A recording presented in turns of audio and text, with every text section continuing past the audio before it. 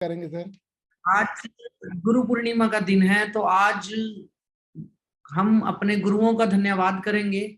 ऐसा दिन बहुत मुश्किल से आता है, और गुरु जो होते हैं वो हमारे लिए हमेशा निस्वार्थ रहते हैं। और हमें अगर ऐसा कोई मौका मिलता है जहाँ पे हमें अपने गुरुओं को धन्यवाद कहने का मौका मिले, तो हम उस मौके को कभी भी छोड़ना नहीं चाहेंगे। ठीक है, क्योंकि हमारे गुरुओं की वजह से ही हम लोग यहाँ तक हैं, और ब्रह्मांड ने हमारे गुरुओं को स्पेशल चुना है। हमें ये सब जो हम कर पा रहे हैं, जो हम सोच पा रहे हैं, मतलब उनको स्पेशल चुना है कि वो कभी हम भटके ना, और हमारा मार्गदर्शन हमारे गुरु इसी प्रकार से करते रहें। तो आज हम अपने गुरुओं के धन्यवाद के लिए, मेरे हिसाब से हमें अपने गुरुओं के धन्यवाद के लिए ग्रेटिट्यूड मेडिटेशन करना चाहिए।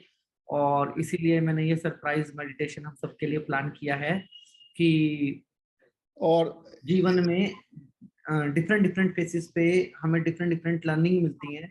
जब हम छोटे होते हैं, सबसे छोटे होते हैं, तो हमारे दादा दादी नाना नानी भी हमारे गुरु होते हैं।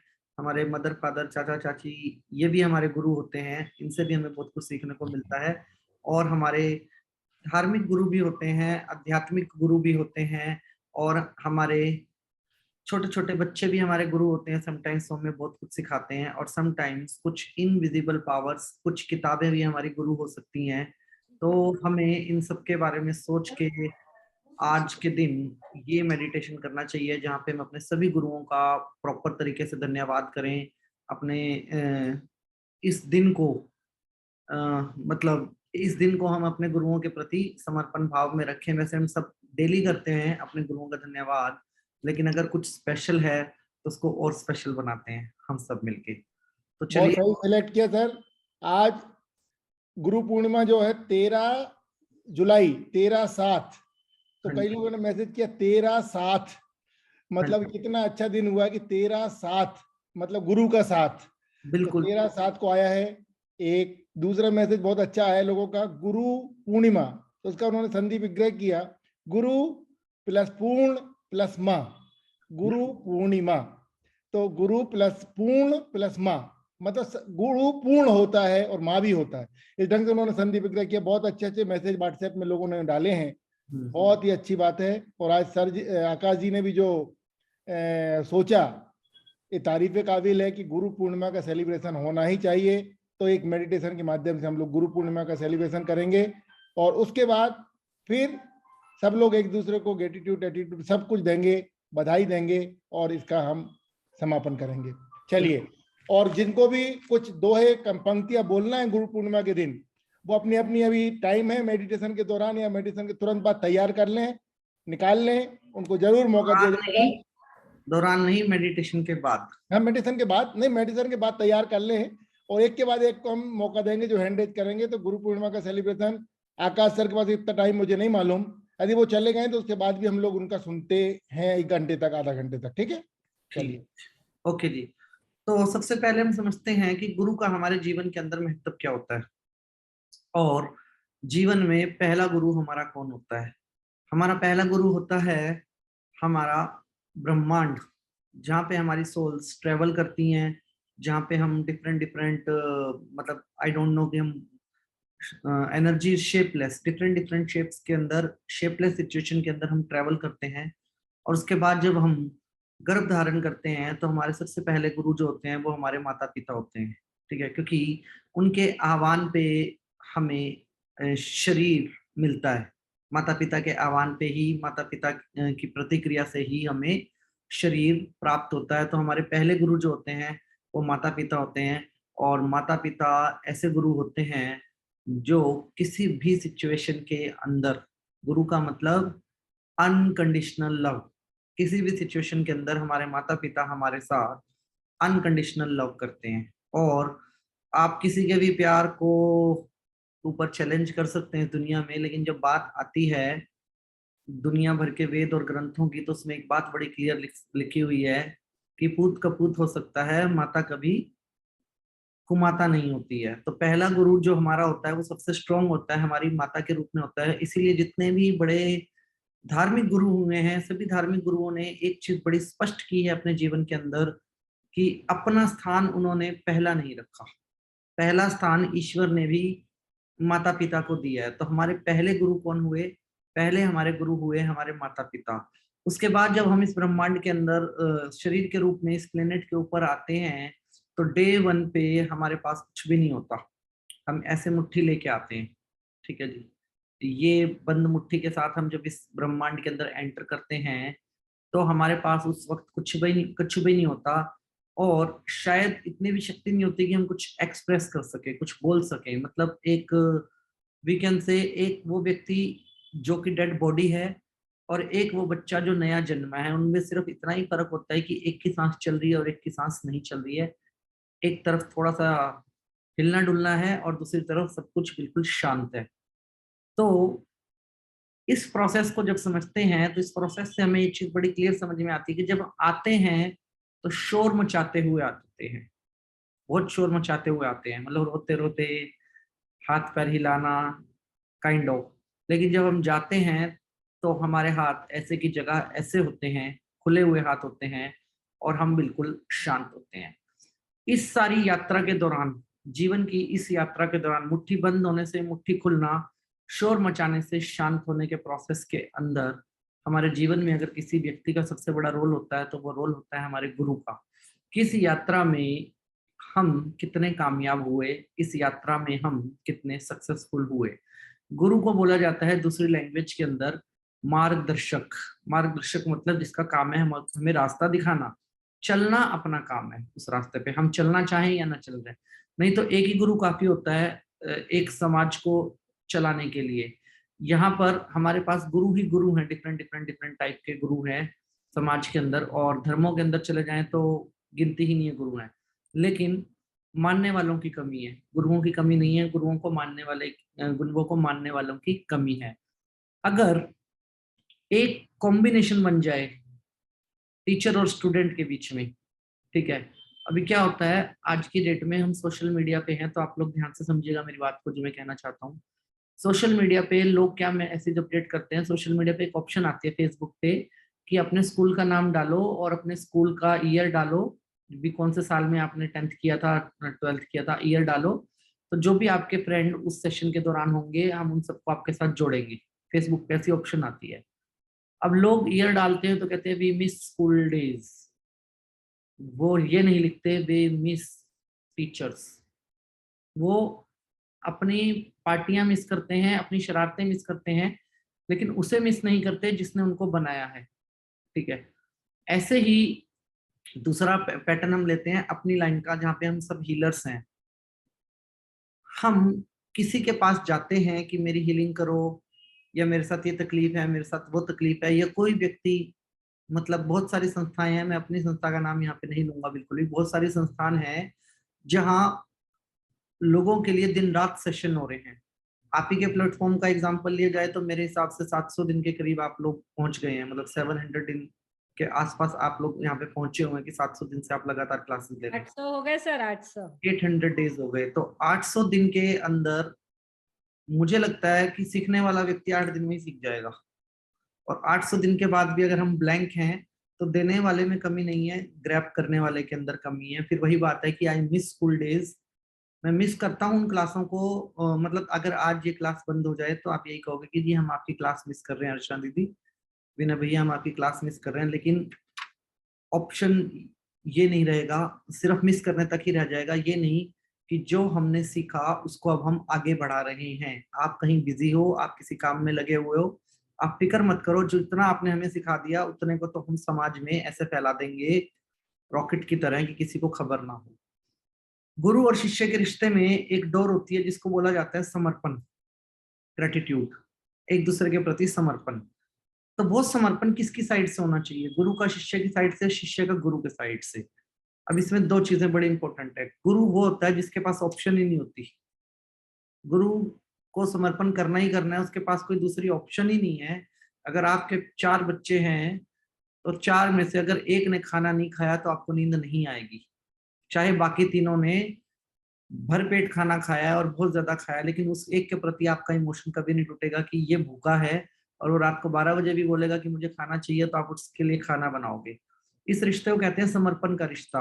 तो गुरु का रिश्ता जो होता है, कहीं ना कहीं वो संपूर्ण समर्पण का रिश्ता होता है अपने जो भी उनके पास शिष्य होते हैं या जो भी उनके साथ जुड़ते हैं या सीखते हैं, ठीक है। गुरु कोई मतलब वो नहीं है, व्यक्तिगत इंसान नहीं है। गुरु एक डेजिग्नेशन है। ये डेजिग्नेशन जिसको मिलती है, इस डेजिग्नेशन की सबसे बड़ी रिस्पॉन्सिबिलिटी ये है कि आप भेदभाव नहीं करोगे और आपका सबके प्रति समर्पण जो है वो बराबर रहेगा। तो वो जो समर्पण होता है गुरु के पास, वो ऑप्शन नहीं होती।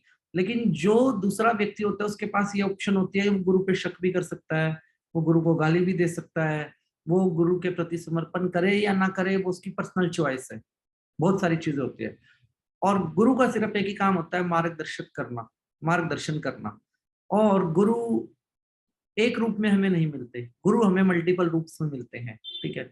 जो आपका आध्यात्मिक गुरु होता है वो आपको ऐसा ज्ञान देता है जिस ज्ञान का आपके शरीर से ज्यादा आपकी आत्मा पे असर हो, और ताकि आप जन्म जन्म के जो आपके चलते आ रहे हैं कर्म बंधन, उन कर्म बंधनों को आसानी से हैंडल कर पाओ, क्लोज कर पाओ, और आपको शरीर के माध्यम से नहीं, आत्मा के माध्यम से एक ऐसा रियलाइजेशन हो जाए कि जहां पे आप व्यक्तिगत रूप से जीवात्मा के दर्द को समझने लगे। ये गुरु का काम है। और शिष्य का काम होता है नंबर वन पे तो अपना फायदा ढूंढना, कि मुझे क्या फायदा आपकी क्लास करने से, या मैं आपके प्रवचन सुनूं उससे मुझे क्या फायदा। दूसरा और मेजर काम क्या होता है शिष्य का, कि फायदे के बाद गुरु ने अगर उसके मतलब की बात नहीं की, उसके ऊपर उंगली उठाना, चार आदमी को बताना कि इसमें ये कमी है, इसमें ये कमी है, इसमें ये कमी है, इसमें ये कमी है। समर्पण करने वाले जो शिष्य हैं, समर्पण करने वाला जो समाज है, मैं अगर आपको बात बोलूं, वो 0.1% का भी अगर आप 1 लाखवां हिस्सा उठा लोगे ना, तब जाके कोई आपको एक आधा समर्पण करने वाला व्यक्ति मिलेगा। और जो व्यक्ति समर्पण करने वाला होगा उस व्यक्ति को गुरु की जरूरत नहीं पड़ेगी, क्योंकि गुरु के लिए वो व्यक्ति गुरु से भी सर्वोपरि हो गया, वो व्यक्ति गुरु से भी सर्वोपरि हो गया। तो सबसे बड़ी प्रॉब्लम क्या है हमारे हम सबके साथ, कि हम सुनते सब हैं, करते कम हैं। मतलब हम सभी व्यक्ति सुन रहे हैं लेकिन कर नहीं रहे हैं। और जब तक ये रहेगा तब तक शिष्य शिष्य रहेगा और गुरु गुरु रहेगा। अब मैं आपसे एक क्वेश्चन पूछता हूँ कि आपके पास अगर एक बच्चा है और आपने उस बच्चे पे अपना पूरा एफर्ट डाला, उसको पढ़ाया लिखाया, अच्छे संस्कार दिए, उसकी शादी भी कर दी, उसके बच्चे भी पैदा हो गए, और उसके बाद जब आपसे किसी तीसरे आदमी ने पूछा, आपका बच्चा अगर आपकी रिस्पेक्ट नहीं कर रहा या आपके साथ नहीं रह रहा या कोई भी XYZ रीजन है, तो आपको इस बात पे तो कभी अफसोस नहीं होगा कि मैंने अपने बच्चे के अंदर कोई कमी छोड़ी। दुख जरूर हो सकता है कि भाई मैंने अपने बच्चे के ऊपर कोई कमी नहीं छोड़ी, अब बाकी उसकी जर्नी। ऐसे ही गुरु तो अपना काम करके निकल जाता है। इस बात को समझना बहुत जरूरी है। उसका काम है बांटना। अब भाई मैं लंगर लेके खड़ा हूँ, जो भी मेरे सामने आएगा मैं बांटता चला जाऊंगा, मुझे नहीं पता उसका पेट भरा हुआ है, भूखा है, वो लिफाफे में डाल के ले जाएगा या वो यहीं खड़ा होके खाएगा। और एक का काम होता है उस चीज को संभालना, ठीक है। तो हमारा काम है जो भी हम इस यूनिवर्स से सीखते हैं उस चीज को संभालें, और उस चीज को, यूनिवर्स को जिस दिन हम ये कॉन्फिडेंस दे दें कि अब हम संभाल लेंगे, आप रेस्ट करो। जिस दिन एक बेटा अपने बाप को बोलता है ना कि अब आप आराम करो, मैं इतना कमा सकता हूँ कि आपको काम करने की जरूरत नहीं है, उस दिन उसका फादर सोचता है कि अब मैं रिटायरमेंट ले लूं। और वो उस कॉन्फिडेंस को अगर 1 महीना 2 महीना भी टिका देगा ना उसका बच्चा, तो फादर आराम करने की मूवमेंट में आ जाता है उस केस के अंदर। जब तक आपका बच्चा कमा नहीं रहा, एक एग्जाम्पल ले रहे हैं, कमा नहीं रहा, तब तक आप ये डिसीजन भी नहीं ले पाते कि ये मैच्योर नहीं है, ये कमा नहीं रहा है, इसकी शादी करें या ना करें। हम इतना डिसीजन भी नहीं ले पाते उसके लिए। लेकिन जब वो कमा रहा है, उसकी उम्र कम है या ज्यादा है, और वो अपने पिता को अपने मुंह से बोल दे, दैट टाइम पिता आराम करने की उसमें आ जाता है। ऐसे ही अगर हम अपने गुरु को बोल दें कि जी आपने हमें बहुत कुछ सिखाया है, आपने हमारे लिए बहुत कुछ किया है, अब हमारी बारी है, हम बांटेंगे, हम करेंगे, तो आपका गुरु क्या करेगा उस केस के अंदर? आपका गुरु उस टाइम पे आराम करेगा। अब प्रॉब्लम ये, हम अपने गुरु को आराम ही नहीं करने देते, गुरु को समाधि तक आराम नहीं करने देते, और समाधि के बाद गुरु के नाम पे व्यापार करते हैं। मतलब समाधि तक तो गुरु का कोई सिस्टम ही नहीं है कि गुरु आराम कर पाएगा कभी भी, और समाधि के बाद गुरु के नाम पे व्यापार शुरू हो जाता है संपूर्ण तरीके से।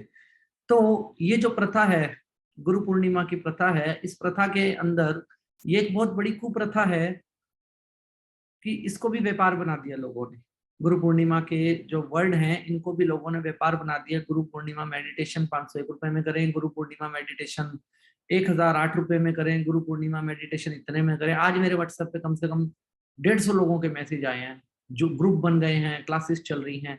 पर मेरा मेरा सवाल एक समझता है कि गुरु कौन? आप में से गुरु कौन? क्या आप पैसा लेके मेडिटेशन करवा रहे हो तो आप कैसे गुरु हो? ठीक है, ठीक है, आप कोई ऐसा प्रोफेशनल कोर्स अपनी टीम को दे रहे हो जिससे वो आगे जाके पैसा कमाएगा, आप पैसा कमा लो, लेकिन आप ऐसी चीज की गुरु को धन्यवाद करने का भी आप पैसा बना रहे हो, तो ये कुप्रथा है, ये प्रथा नहीं हो सकती। मतलब ये आपके गुरु के प्रति कोई धन्यवाद का भाव नहीं हो सकता। गुरु के प्रति धन्यवाद का भाव होता है कि हम लोग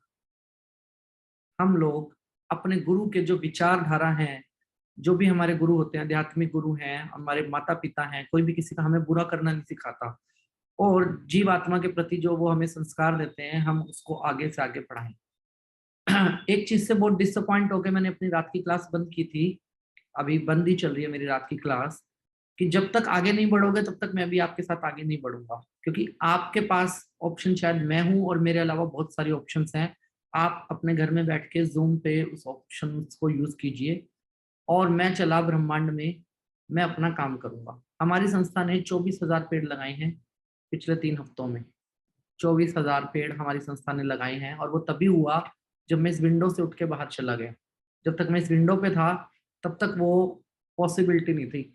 आज हमें गवर्नमेंट ऑफ इंडिया की तरफ से ये लेटर रिसीव हुआ है, बीजेपी की तरफ से, जितने चाहो उतने पेड़ ले लो free of cost, 1 lakh, 2 lakh, 5 lakh, 10 lakh.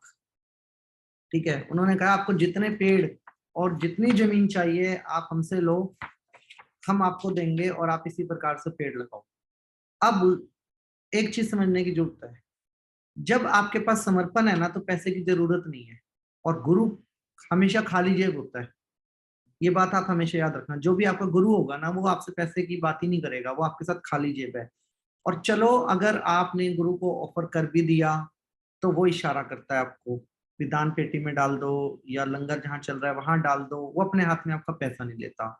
तीसरी और बहुत इंपॉर्टेंट चीज जो गुरु के प्रति मैं जानता हूं वो ये है कि जब आपका समर्पण होता है ना अपने गुरु के साथ, तब आपका गुरु आपको बिना हाथ लगाए आपको अलाइटमेंट जैसी चीजों के दर्शन करवा देता है।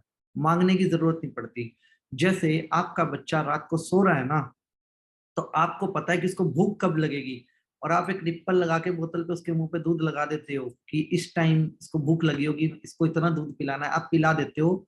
जबकि आपने कोई पीएचडी नहीं करी उस बच्चे के ऊपर, आपने कोई अल्ट्रासाउंड नहीं किया उस बच्चे का, उसके लिवर में अभी स्टमक में कितना दूध डालने की जरूरत है, लेकिन आप आइडिया से उस बच्चे का पेट भर देते हो।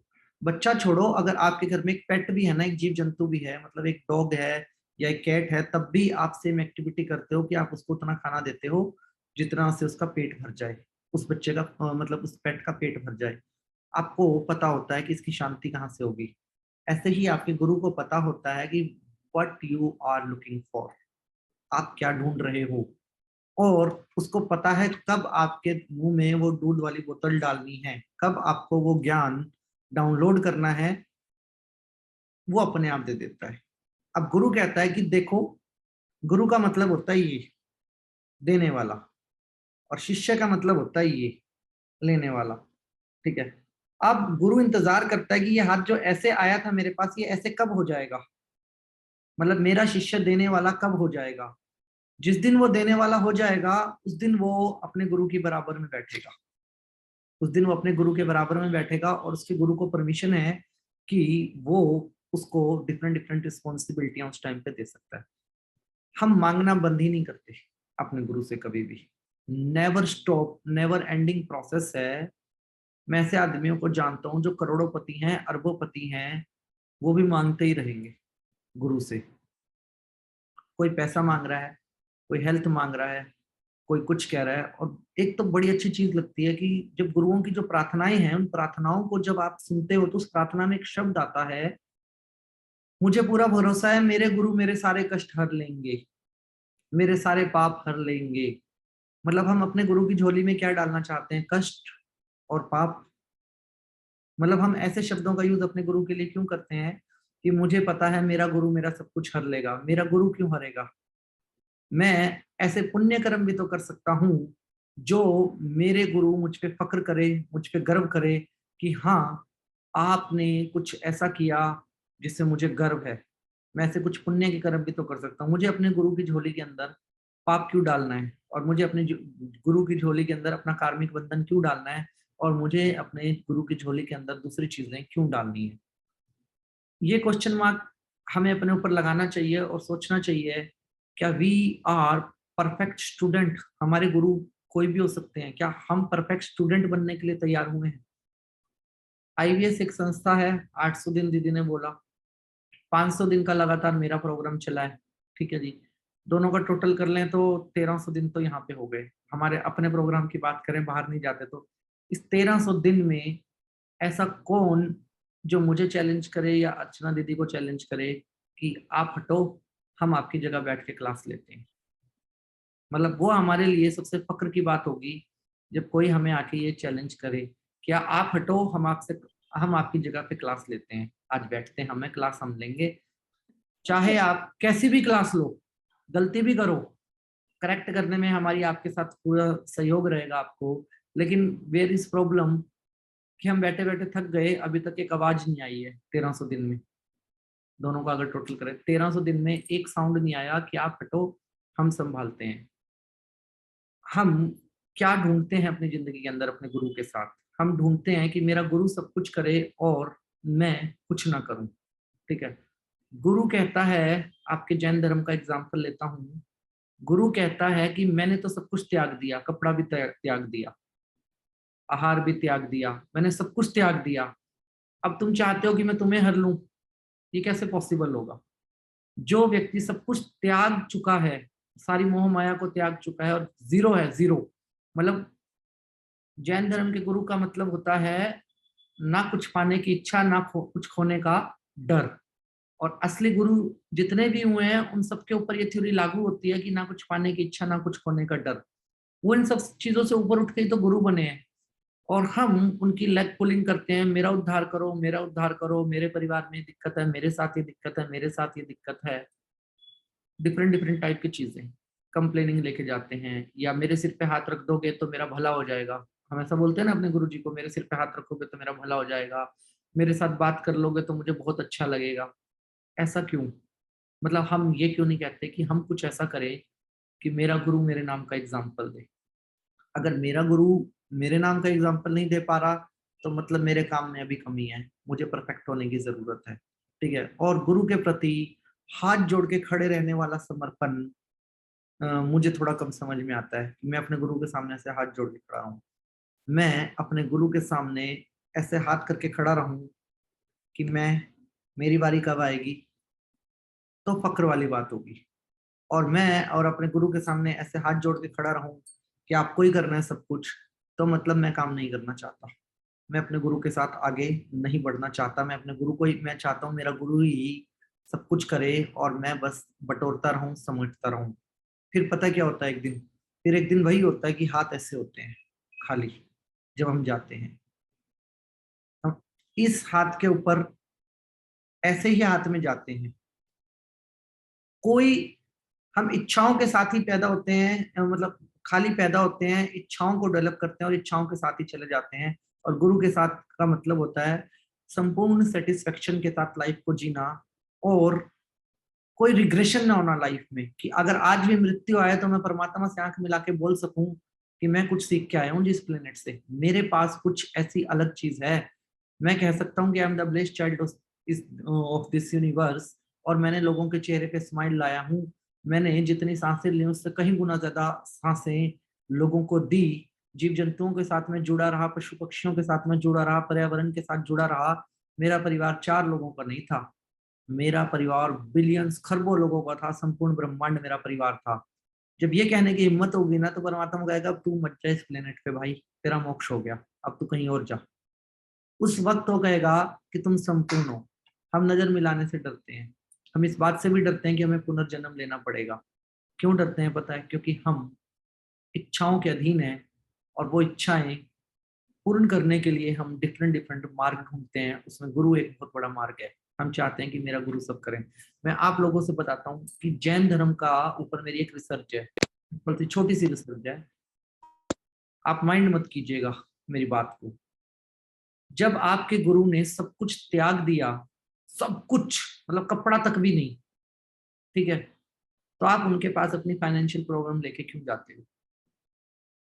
जिसकी जेब में है ही नहीं, जो उस चीज से बहुत ऊपर उठ गया, आप उससे वो चीज क्यों मांगते हो? जो व्यक्ति क्रोध से इतना ऊपर उठ गया, आप उसको अपने परिवार की तकलीफें क्यों बताते हो? आप उसके इमोशन को, आप उनके इमोशन के साथ क्यों प्ले करते हो? वो आप उनसे ये पूछ सकते हो कि आपने ये सब स्टेप क्यों लिए, आप गुरु कैसे बने, और गुरु बनने के लिए आपको क्या क्या त्याग करने पड़े, आप मेरा मार्गदर्शन करो, मैं आपके जैसा बनना चाहता हूँ। हम ये नहीं कह सकते कि मेरे परिवार में ये लड़ाई चल रही है, मेरे शरीर में ये खराबी चल रही है, मेरे कर्म करेक्ट कर दो, मेरी फाइनेंशियल प्रॉब्लम परफेक्ट कर दो, मेरे अकॉर्डिंग ये गुरु का अपमान है। ठीक है जी। और अपमान इसलिए है कि पहले अपने गुरु की तरफ एक नजर देख तो लो कि वो कर क्या रहा है, वो बैठा कैसे है, उसने डाला क्या है, क्या नहीं। यहाँ पे मैं कहता हूँ कि लग्जरियस गुरु बहुत सारे हैं, जिनके पास जैगवार है, जिनके पास बड़ी बड़ी कारें हैं, आप उनसे मांगो जाके कि आपके पास इतना है जी, मेरे पूरे 1 लाख रुपए कर्जा, आप अपनी ट्रस्ट से 1 लाख रुपए दे दो, मेरा कर्जा उतर जाएगा। समझ में आता है। लेकिन ऐसे गुरु जो बिल्कुल ही त्याग करके बैठे हैं, या जो हिमालय में बैठे हैं, उनसे हम ऐसी डिमांड करें? हमें पता है उनके पास शक्ति है, सबसे बड़ी शक्ति तो यही है कि उन्होंने त्याग कर दिया, और उससे भी बड़ी शक्ति ये है कि उनको आपकी बात से कोई फर्क नहीं पड़ता, आप कुछ भी बोलते रहो। मतलब वो उस लेवल से बहुत ऊपर जा चुके हैं। फिर भी हम सोचते हैं कि अगर हमारी भूमिका सिर्फ यही है कि हमें अपने गुरु से कुछ ना कुछ मांगना है या कुछ ना कुछ बात ही करनी है, तो वो तरीका भी तो गलत है हमारा उनके साथ। हम अपने गुरु को गुरु समझ ही नहीं रहे। प्रवचन सुनने जाएंगे, लेकिन प्रवचन का असर हमारे दिमाग पे ना हो तो कोई फायदा नहीं है। अब जैसे चौमासा आ गया है, तो जैन धर्म में अब 1 महीना प्रवचन जबरदस्त चलेगा। ठीक है जी। तो प्रवचन हम सुनने जा रहे हैं, लेकिन प्रवचन पे अगर हम अमल ना करें तो क्या फायदा हो इसका? और अगर अमल नहीं करना, तो फिर हम अपना टाइम क्यों खराब कर रहे हैं, और वहां पे भीड़ का हिस्सा क्यों बन रहे हैं, जहां पे भी हम जा रहे हैं प्रवचन सुनने के लिए? हमें गुरु के प्रति ग्रेटिट्यूड होना एक अलग बात है, समर्पण होना एक अलग बात है।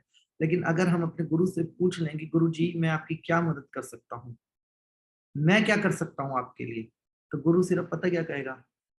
अपनी रिस्पॉन्सिबिलिटी संभाल लो, स्वयं को जागृत कर लो, मतलब एक अच्छे स्टूडेंट बनने की कोशिश करो। फिर आप ही का पहला अधिकार है कि आप उसके कंधे पे बैठ सकते हो, किसी दूसरे का वो अधिकार ही नहीं है। अगर मेरे कोई गुरु हैं, ठीक है जी, और मेरा गुरु मुझे कहता है, मैं ये कहता हूँ कि गुरु जी मैं आपसे एक कदम आगे जाऊंगा, जो आपने किया उससे मैं 1 और 1 11 बन के दिखाऊंगा, क्योंकि आप अकेले थे और अब मैं आपके साथ हूँ, मेरा ब्रेन आपका ब्रेन, आपकी नॉलेज मेरी नॉलेज, हम मिलके बहुत कुछ करेंगे। तो मेरे गुरु को मुझ पे गर्व होगा। और अगर मैं ये कहूँ कि मेरे गुरु जी बहुत महान थे, मेरे गुरु जी ने जीते जी ये नहीं किया, मेरे गुरु जी ने वो नहीं किया, और बाद में साईं बाबा की तरह एक समाधि बना दें, और समाधि पे करोड़ों रुपए आ रहे हैं ट्रस्ट के अंदर, फिर इसके बाद वो सिस्टम नहीं चलेगा। हमें गुरु पूर्णिमा पे इस बात पे मंथन करना हमारे लिए बहुत जरूरी है कि गुरु का धन्यवाद करें तो क्या इस भाव से करें कि गुरु बहुत अच्छा है, या गुरु को हम ये कॉन्फिडेंस देके धन्यवाद करें कि we are a good student, क्या हम एक बहुत अच्छे स्टूडेंट बन सकते हैं। अगर हम अपने गुरु को एक कॉन्फिडेंस दे, तो मेरा गुरु किसी भी ऊर्जा के रूप में है, किसी भी कण के रूप में है, किसी भी जीव आत्मा के रूप में अगर हमारे साथ जुड़ा हुआ है, या किसी भी विचार के रूप में हमारे साथ जुड़ा हुआ है, तो मेरे गुरु 1 और 1 11 वाली एनर्जी को महसूस करेंगे, और मेरे गुरु का मेरे प्रति भाव चेंज होगा।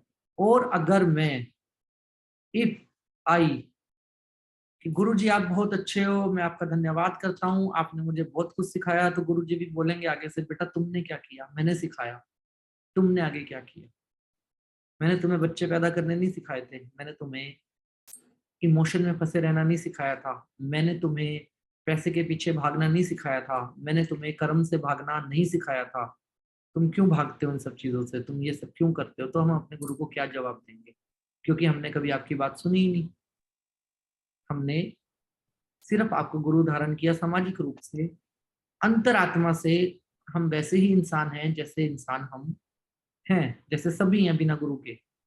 गुरु का मतलब सिर्फ एक ही है कि एक ऐसी चैन सिस्टम बन जाना कि जहां पे आप अकेले नहीं हो, किसी ने आपको होल्ड कर लिया है और वो आपका मार्गदर्शन करेगा। लेकिन हम उस चैन का सिस्टम तो बनना चाहते हैं, लेकिन हम ये नहीं चाहते कि उस चैन को खींचा जाए।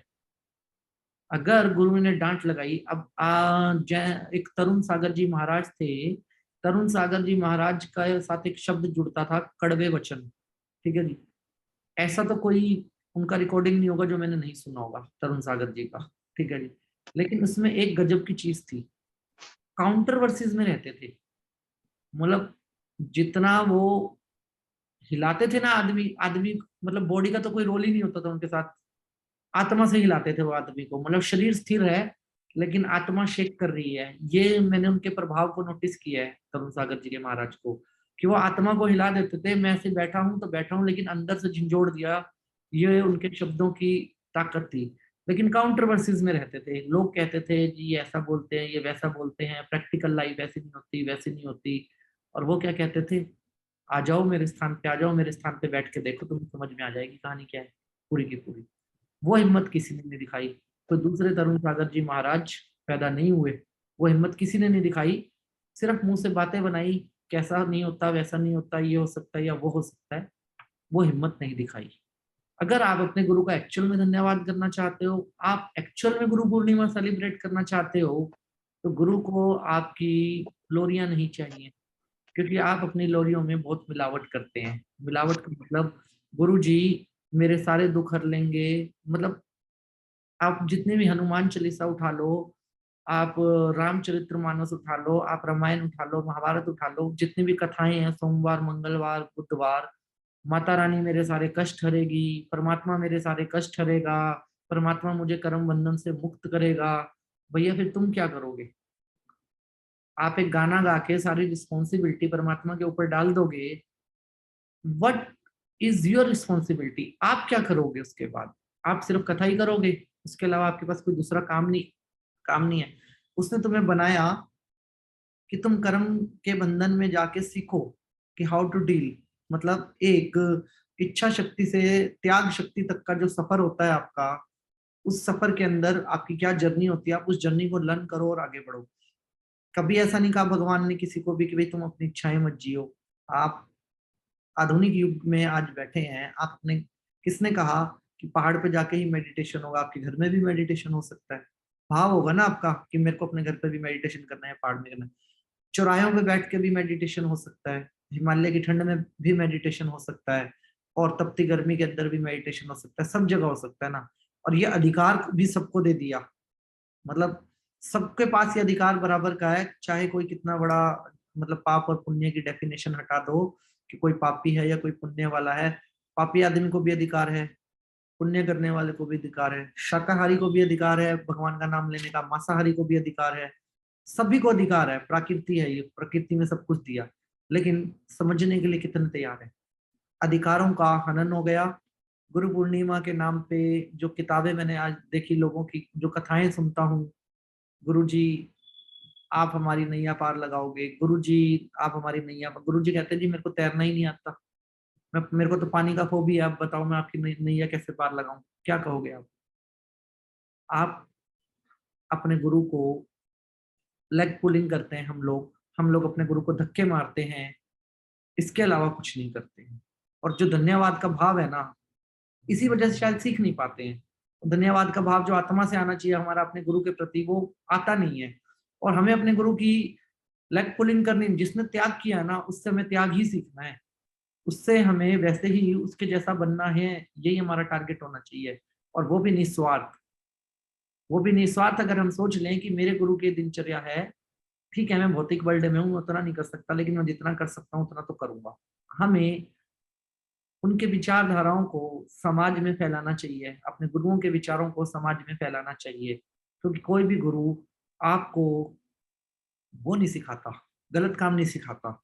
और दूसरी चीज, गुरु के प्रति समर्पण का जो मतलब है अकॉर्डिंग टू मी, वो सिर्फ यही है कि गुरु तो देने के लिए ही बना है, मेरी मांगने की इच्छा खत्म हो जानी चाहिए। मैं भी गुरु के साथ, अगर गुरु कड़छी उठा के खिचड़ी डाल रहा है तो मैं गुरु का हाथ पकड़ के बोलूं, या दूसरी कड़छी लेके आऊं और मैं भी डालना शुरू कर दूं, मैं भी बांटना शुरू कर दूं गुरु की तरह। जब ये समर्पण, ये भाव हमारे अंदर आएगा तो गुरु आपकी पीठ थपथपा के चला जाएगा। और उस वक्त जो भाव होगा, ना तो वहां धन्यवाद की जरूरत होगी और ना ही वहां किसी प्रसाद की जरूरत होगी। मतलब मैं हैरान हूं कि हनुमान जी के मुंह पे इतनी बूंदी चिपका देते हैं मंगलवार को कि आदमी सांस कैसे लेगा। अगर उस मूर्ति की प्राण प्रतिष्ठा आपने की है, मंदिर के अंदर किसी मूर्ति की प्राण प्रतिष्ठा आपने की और आप कहते हो कि इसके अंदर परमात्मा है, तो परमात्मा के मुंह पे आपने इतनी बूंदी चिपका दी, लड्डू चिपका दिए, बर्फी चिपका दी, परमात्मा सांस कैसे लेगा? मतलब उसका दम नहीं घुटेगा परमात्मा का। इतनी सारी धूप बत्ती आप वहां पे जला के चले जाओगे सम्मान के नाम पे, क्या अगर आप, आपके आसपास 50-60 धूप बत्तियां मैं एक साथ जला दूं और आपको सामने बिठा दूं और मुंह में लड्डू भरता रहूं, तो आपका दम नहीं घुटेगा? मैं नहीं कहता कि आप परमात्मा के प्रति भाव मत रखो, समर्पण रखो, लेकिन परमात्मा के नाम पे वही एक बूंदी उठा के या वही एक लड्डू उठा के अगर आप किसी पेड़ के नीचे रख दोगे तो कितनी जीवात्माओं का पेट भरेगा? और क्या फिर परमात्मा आपसे खुश नहीं होगा? और क्या आपको परम शांति नसीब नहीं होगी उस वक्त पे? और वही धूप बत्ती जलाने की बजाय आप किसी ऐसी जगह पे जलाओ जहाँ पे आपको लगता है कि एरिया पॉल्यूटेड है, आपके आसपास के एरिया में बहुत सारी ऐसी जगह होंगी जहाँ पे कूड़े के स्थान होंगे, आप वहां पे धूप बत्ती का एक स्टैंड बना दो, क्योंकि वहां से बदबू आती होगी, वहां पे पॉजिटिव और हो जाएगा, खुशबू आएगी। लेकिन आप एक ही मूर्ति के सामने इतनी सारी धूप बत्तियां जलाना, एक ही मूर्ति के सामने ऊपर इतना कुछ चिपका देना। अब जाड़े की सर्दी में आप भगवान शिव को दूध से नहलाते रहते हैं, आप नहाओ ठंडे पानी से, आपको समझ में आए, आप शिव जी पे दूध डाले ही जा रहे हैं। आप वो दूध जीवात्माओं के लिए यूज क्यों नहीं करते हो? क्यों नहीं वो दूध आप किसी जीवात्मा को पिलाते, किसी बिल्ली को पिलाते, किसी डॉग को पिलाते, या किसी स्ट्रीट डॉग्स की लाइन लग जाएगी आपके पीछे, आप उनकी वफादारी देख के हिल जाओगे। क्या परमात्मा के बच्चे नहीं है वो? परमात्मा खुश नहीं होगा? थ्योरियां बहुत अलग हैं कि काली रंग के कुत्ते को अगर आप रोटी डालोगे तो शनिदेव प्रसन्न होंगे। क्या सफेद रंग के कुत्ते को खिलाने से शनिदेव प्रसन्न नहीं होंगे? आप क्या बोल रहे हो? आप क्या कर रहे हो? आप भगवान के नाम पे व्यापार कर रहे हो, गुरुओं के नाम पे व्यापार कर रहे हो। चंद्र मुद्रा, सूर्य मुद्रा के नाम पे आपने साईं बाबा के नाम पे इतना बड़ा व्यापार कर दिया। जीते जी अगर आप साईं बाबा की स्टोरियां ही दिखाते हो हमें, मैंने नहीं देखा साईं बाबा को कभी भी, और आप में से बहुत सारे लोगों ने नहीं देखा होगा, ऐसा मेरा यकीन है, बट हमने फिल्में देखी हैं उनकी। ठीक है, अब फिल्मों में हमें ये दिखाया जाता है कि बहुत गरीब थे, तेल वाली रोटी भी नहीं मिलती थी, लोग धिक्कारते थे, गाली देते थे, उनको चमत्कार दिखाना पड़ता था तब लोगों को यकीन होता था। लेकिन उनके सोल के प्रमोशन के बाद ऐसा कौन सा चमत्कार आ गया कि करोड़ों अरबों की ट्रस्टें बन गई और खूब पैसा आ रहा है? मैं ये नहीं कह रहा साईं बाबा गलत है, मैं कह रहा हूँ कि आप जीते जी अगर किसी की सेवा नहीं कर सकते तो मरने के बाद उनके नाम पे ट्रस्ट क्यों बनाते हो? जीते जी करो ना। और जीते जी अगर मरने के बाद आपको उनके लिए कुछ करना है तो सबसे बड़ी बात क्या है कि उसके विचारधारा को, उस व्यक्ति की विचारधारा को समाज में ऐसे पहुंचा दो। आप डिजिटल वर्ल्ड के अंदर बैठे हैं कि आप सोच नहीं सकते, मतलब आप सोच भी नहीं सकते कि अगर आपने उस आदमी को, नाम के लिए उस व्यक्ति ने शरीर छोड़ा है, लेकिन अगर आपने उस व्यक्ति के विचारधारा को फैला दिया तो क्या होगा? वो आपके विचारों में हमेशा जिंदा रहेंगे, हमारे गुरु हमारी विचारधारा में हमेशा जिंदा रहेंगे। और इससे बढ़ के शायद हम अपने गुरु को कुछ सम्मान के रूप में दे नहीं सकते आज के डिजिटल वर्ल्ड के अंदर, जहाँ पे आप एक क्लिक से 250 आदमी को, एक क्लिक से आप 500 आदमी को वो दे सकते हैं, क्या नाम है, मैसेज भेज सकते हैं। एक टेलीग्राम ग्रुप में 3400 लोग हैं, एक क्लिक से आप भेज सकते हो गुरु का एक मैसेज कोटेशन, खुद फॉलो करो और भेजो। क्यों नहीं भेज सकते? आप में से कितने लोगों ने आज के दिन सूखे नारियल के अंदर देसी चीनी, बूरा या थोड़ा सा मेवा, एक चम्मच देसी घी डाल के पेड़ों के नीचे रखा अपने गुरु के सम्मान में कि गुरु जी जहां भी हो, ये हजारों जीवात्माओं के रूप में मैं अपना समर्पण करता हूँ।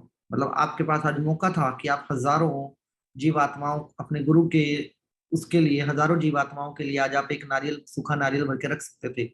एक नारियल का मतलब मिनिमम 10 लाख जीव जंतुओं का पेट भरना, मिनिमम 10 लाख। 7 महीने लगा देती हैं चिड़ियां नारियल खत्म करने में, जो आप पेड़ के नीचे रखते हो। किसने पौधे लगाए? किसने कहा गुरुजी मैं आपको प्राकृति के रूप में जिंदा देखना चाहता हूँ, और आपने हमेशा मुझे प्राकृति कहा, मैं ये पौधे ओके आपके नाम से इतने पौधे लगा रहा हूं ना। 500 रुपए वाली क्लास में 501 का स्क्रीनशॉट चलता जा रहा है, मैं देख रहा हूँ सुबह से, जो 501 का स्क्रीनशॉट चलता जा रहा है, एडिड इन पेड ग्रुप, एडिड इन पेड ग्रुप, एडिड इन पेड ग्रुप, और लोग डाले जा रहे हैं सर जी क्या सिखाओगे, म्यूजिक होगा, मेडिटेशन होगा। सीख लो जितना सीखना है। जब तक आत्मा से आवाज नहीं आएगी ना, कोई भी बाहरी म्यूजिक हमारे साथ काम नहीं करेगा। बाहर कितने ही मेडिटेशन के म्यूजिक सीख लो आप, वो हमारे साथ काम नहीं करेंगे जब तक हमारी आत्मा से आवाज नहीं आएगी। और जब आत्मा से आवाज आएगी ना, तो उस वक्त पे आप गुरु, स्वयं गुरु की भूमिका के अंदर होंगे। उस वक्त आप स्वयं एक प्रकार के ऐसे व्यक्ति होंगे, एक ऐसी सोल होंगे जहां पे आपका गुरु आपको शाबाशी देगा। अब मैं आपसे एक सवाल पूछता हूँ, क्या गुरु पूर्णिमा का मतलब यही है कि आज के दिन हम अपने गुरु का धन्यवाद करें, या गुरु पूर्णिमा का मतलब ये हो कि आज के दिन मेरे गुरु को हम ऐसी ऊर्जा दें कि उसकी ऊर्जा और हमारी ऊर्जा मिलकर इस ब्रह्मांड को प्रकाशित करे? कौन सी, क्या करना चाहिए हमें? और ऐसा कौन सा एक विचार है जिसे भी हम अपना गुरु मानते हैं, सबका अपना अपना सिस्टम है, एक अपने अपने गुरु हैं, जिसे भी आप अपना गुरु मानते हो उसकी क्या विचारधारा है, उसकी विचारधारा के साथ जुड़ के आज आप ऐसा क्या करोगे जो समाज और सोसाइटी में सबसे अलग होगा? हम में से कितने लोग इस बात पे यकीन करते हैं कि हमें ऐसे चलना चाहिए, ना कि हमें ऐसे चलना चाहिए अपने गुरु के ऊपर कि भाई गुरु जी सब कुछ करेंगे, गुरु जी सब कुछ देखेंगे, और मैं क्या करूंगा, मैं या तो घंटी बजाऊंगा या मैं कुछ और बजाऊंगा, बस मैं अपनी मस्ती में रहूंगा, बाकी सब कुछ मेरे गुरु करेंगे। बिल्कुल हटा देने चाहिए किताबों से, ये शब्द ही हटा देने चाहिए हमें अपनी डिक्शनरी से कि गुरु जी मेरे कष्ट हर लो। लोग गंगा में जाते हैं नहाने के लिए और कहते हैं गंगा मैया मेरे पाप हर लो, फिर कहते हैं गंगा मेरी माँ है। ठीक है जी, नदी हमारी माँ है, गंगा मैया हमारी माँ है, मैं भी इस बात पे एग्री करता हूँ। बट क्या माँ को पाप दूंगा अपनी, या मैं अपनी माँ को कुछ ऐसा दूं जो मेरी माँ को गर्व हो कि ये मेरा बच्चा है और इसने कुछ ऐसा किया? हम पाप देने के लिए जाते हैं मंदिरों में, अपने संस्थानों में, नदियों में, या ऑल स्पिरिचुअल पैलेस में हम क्या करने जाते हैं? पाप धोने के लिए जाते हैं, पाप देने के लिए जाते हैं। और क्या ये सेंस है कि हमें ऐसा करना चाहिए? क्या ये तरीका है कि हम ऐसा करें? और हम उस बदलाव की ओर क्यों नहीं मूव करते जो हमें हमारे गुरु सिखाते हैं कि ऐसे मत करो, वैसे मत करो, ऐसे बनो, वैसे बनो? हम उस बदलाव की तरफ मूव क्यों नहीं कर पाते? मैं मानता हूं हम 100% नहीं हो सकते, लेकिन हम 110% तो हो सकते हैं, हम 80% भी हो सकते हैं। हमारी कोशिश क्या है उसके ऊपर डिपेंड करता है। मेरा समर्पण कितना निस्वार्थ है उसके ऊपर डिपेंड करता है। अगर मैं किसी को खाना खिला रहा हूं तो मेरे मन में भावना है कि मैंने कोई अच्छा काम किया है, मेरे समर्पण के अंदर 100% निस्वार्थता होनी चाहिए। और अगर वो निस्वार्थता होगी तो आप कहाँ होंगे, उस मोड़ पे आपका जो स्थान होगा वो क्या होगा? मैं किसी को ये नहीं कहता कि शिष्य बने रहो, मैं सबको ये कहता हूँ गुरु बनो। आज आप डिफरेंट डिफरेंट प्लेटफॉर्म पे, जूम पे, यूट्यूब पे, फेसबुक पे बहुत सारे लोग फ्री की क्लासेस चला रहे हैं। हम सब क्लासेस अटेंड कर रहे हैं, क्यों? क्योंकि हमें अच्छा लगता है। लेकिन कभी ये सोचा कि अगर हम हिस्सा बन जाएं उस लाइन का जहाँ पे गुरु हैं, हम अपने गुरु की जगह पे चले जाएं तो हमें कितना अच्छा लगेगा? हम कितने भार मुक्त होंगे और हम कितने भय मुक्त होंगे जब हम अपने गुरु के स्थान पे खुद होंगे। तो हम क्यों नहीं गुरु बन सकते? और हमारा गुरु कभी नहीं चाहेगा कि हम आगे ना बढ़े, हमारा गुरु हमेशा ही चाहेगा कि हम आगे बढ़े। तो अगर हम उस परम स्थान को पाने की या उस रिस्पॉन्सिबिलिटी को संभालने की शक्ति अपने अंदर नहीं जुटा पा रहे हैं, तो क्या हम राइट स्टूडेंट हैं? क्या फिर हम सही मतलब हमारे गुरु ने सही स्टूडेंट का चुनाव किया है, या फिर हम अपने गुरु की मेहनत को पानी में डाल रहे हैं उस काम के अंदर? मतलब मेरा गुरु जो भी मेहनत कर रहा है वो पानी में जा रही है, क्योंकि मैं तो कुछ ना बांट पा रहा हूँ, ना अपने पास रख पा रहा हूँ। ये कुछ सवाल हैं जो हमारे दिमाग में होने चाहिए अपने गुरु के प्रति और स्वयं के प्रति। जब तक हम स्वयं पे सवाल नहीं उठा सकते, तब तक हम स्वयं के जागरण की बात भी नहीं कर सकते। अगर एक छोटा बच्चा बचपन में ये क्या है और वो क्या है जैसे शब्दों का यूज नहीं करता, सवाल नहीं उठाता, तब तक उसका विकास नहीं होता उस बच्चे का। और जब तक एक व्यक्ति इंसान अपने गुरु के जैसा बनने के लिए स्वयं पे सवाल नहीं उठाएगा, और गुरु पे सवाल उठाने का तो आपका अधिकार है ही है, और गुरु जो भी आपके होते हैं वो इतनी शक्ति रखते हैं कि वो उस सवाल के जवाब देने में सक्षम होते हैं। बट जो भी व्यक्ति स्वयं के ऊपर सवाल नहीं उठाएगा, उसकी यात्रा का विकास नहीं हो पाएगा। और हमें सवाल उठाना चाहिए। जब तक हम सवाल नहीं उठाएंगे, तब तक हम कितनी घंटी बजाएं, कितना प्रसाद चढ़ाएं, कितने दूध से शिवलिंग को नहलाएं, कितने ही भाव करके दिखाएं समाज के अंदर, सोने का मुकुट, चांदी का मुकुट, प्रसाद, लड्डू बर्फी, काजू बर्फी, कुछ भी करते रहें, मैटर नहीं करता। जिसका पूरा ब्रह्मांड है उसके लिए सब चीजें बहुत छोटी हैं। और गुरु तो शायद ईश्वर से भी ज्यादा निस्वार्थ चीज है, परमात्मा से भी ज्यादा निस्वार्थ होता है गुरु हमारा, क्योंकि उसको तो निस्वार्थ रूप से हमें एक यात्रा का हिस्सा बनाना होता है। और सबसे ज्यादा खुश इंसान होता है जब हम आगे बढ़ते हैं। तो इसीलिए परमात्मा ने भी गुरु को अपने से बड़ा स्थान दिया हुआ है। परमात्मा भी कहता है कि माता पिता और गुरु और उसके बाद मैं।